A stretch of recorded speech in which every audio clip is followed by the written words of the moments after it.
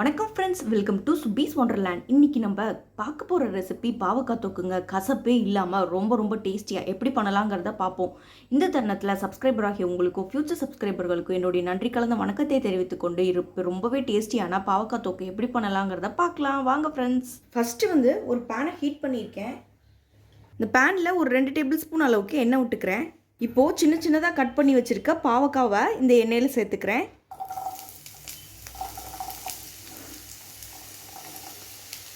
நம்ம இந்த மாதிரி தொக்கு செய்யும்போது பாவக்காவை குட்டியாக கட் பண்ணி எண்ணெயில் ஃப்ரை பண்ணி எடுத்துக்கிட்டோன்னா கொஞ்சம் பாவக்காவுடைய கசப்புத்தன்மை குறையும்.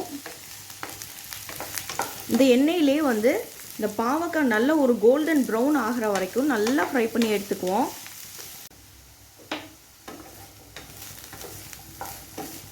இந்த பாவக்காய் ஃப்ரை ஆகிறதுக்கு மேக்ஸிமம் பார்த்திங்கன்னா ஒரு 6 to 7 மினிட்ஸ் ஆகும்.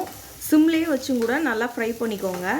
இந்த பாவக்காய் வதங்கும் போதே நம்ம ஒரு நெல்லிக்காய் சைஸ் புளியை ஊற போட்டு வச்சுக்கலாம். இப்போ பாருங்கள், இந்த பாவக்காய் சூப்பராக ஃப்ரை ஆயிடுச்சு. நல்லா ஃப்ரை ஆகி அதோட சைஸே பாருங்கள், நல்லா சிறுத்து வந்துருச்சு. பார்த்தீங்களா, இந்தளவுக்கு நல்லா ஃப்ரை பண்ணி எடுத்துக்கணும். இப்போ இந்த பாவக்காயை ஒரு பிளேட்டில் மாற்றி எடுத்து வச்சுக்கிறேன். இப்போ நம்ம பாவக்காய் ஃப்ரை பண்ணோம் பார்த்தீங்களா, அதே பேனில் ஒரு 2 டேபிள் ஸ்பூன் அளவுக்கு நல்லெண்ணெய் சேர்த்துக்கிறேன். எண்ணெய் நல்லா சூடானதுக்கப்புறமா ஒரு 1/4 டீஸ்பூன் வெந்தயம் சேர்த்துக்கிறேன். அதே போல் ஒரு 1/4 டீஸ்பூன் அளவுக்கு கடுகு சேர்த்துக்கிறேன். வெந்தயம் கடுகும் நல்லா பொரிஞ்சு வரட்டும். வெந்தயம் கடுகு நல்லா பொரிஞ்சிச்சு. இப்போ ஒரு பெரிய சைஸ் வெங்காயம் கட் பண்ணி இது கூட சேர்த்துக்கிறேன்.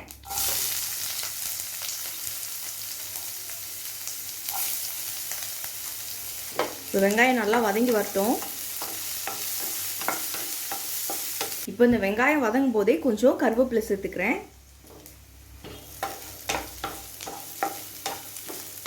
வெங்காயம் ஒரு நல்ல கோல்டன் ப்ரௌன் வர அளவுக்கு ஃப்ரை பண்ணி எடுத்துக்குவோம்.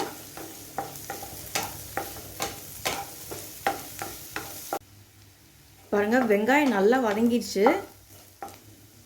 இப்போ ஒரு மீடியம் சைஸ் தக்காளியை சின்னதாக கட் பண்ணி சேர்த்துக்கிறேன். இப்போ இந்த தக்காளியும் நல்லா வதங்கி வரட்டும்.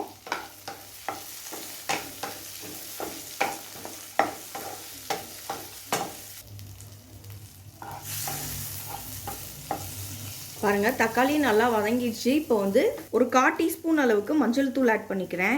ஒரு 2 டீஸ்பூன் அளவுக்கு மிளகாய் தூள் ஆட் பண்ணிக்கிறேன். நீங்கள் உங்கள் காரத்துக்கு தகுந்த மாதிரி பார்த்து ஆட் பண்ணிக்கோங்க. கம்மியாக வேணும்னு விருப்பப்பட்டிங்கன்னா நீங்கள் கொஞ்சம் கம்மியாகவே ஆட் பண்ணிக்கலாம். இப்போ மல்லித்தூள் 2 டீஸ்பூன் ஆட் பண்ணிக்கிறேன்.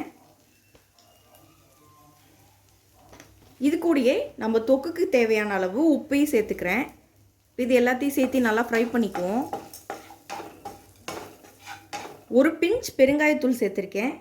இப்போ நம்ம ஏற்கனவே ஃப்ரை பண்ணி வச்சுருந்த பாவக்காய் இது கூட சேர்த்துக்கிறேன்.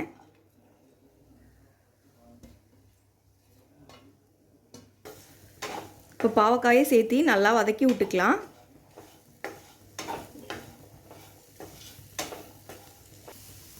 இப்போ ஒரு 1/2 டம்ளர் தண்ணி இந்த பாவக்காவோட சேர்த்துக்கிறேன்.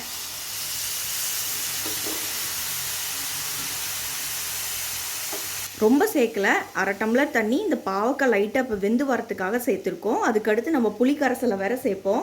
அதனால அதிகமாக தண்ணியாக சேர்க்க ஒரு 1/2 டம்ளர் அளவுக்கு சேர்த்துருக்கேன். இந்த தண்ணியிலேயே இப்போ பாவக்காய் ஒரு 4லேருந்து 5 நிமிஷம் வரைக்கும் நல்லா வெந்து வரட்டும். இப்போ பாவக்காய் பாருங்கள், தண்ணியெல்லாம் நல்லா சுண்டி நல்லா வெந்து வந்திருக்கு. இப்போ நம்ம கரைச்சி வச்சுருந்த புளி தண்ணியை இது கூட சேர்த்துக்கலாம். புளி தண்ணியோடு சேர்த்து இந்த பாவக்காவை நல்லா மிக்ஸ் பண்ணிக்குவோம். ஒரு 5 நிமிஷத்துக்கு இந்த புளி கரைசல்லையே இந்த பாவக்காய் நல்லா வெந்து வரட்டும். இப்போ பாருங்கள், பாவக்காய் சூப்பராக எண்ணெயெல்லாம் பிரிஞ்சு ரொம்பவே அருமையாக வந்திருக்கு. ஃபைனலாக ஒரு பிஞ்ச் கொஞ்சம் வெல்லம் சேர்த்துக்கிறேன். இது கூட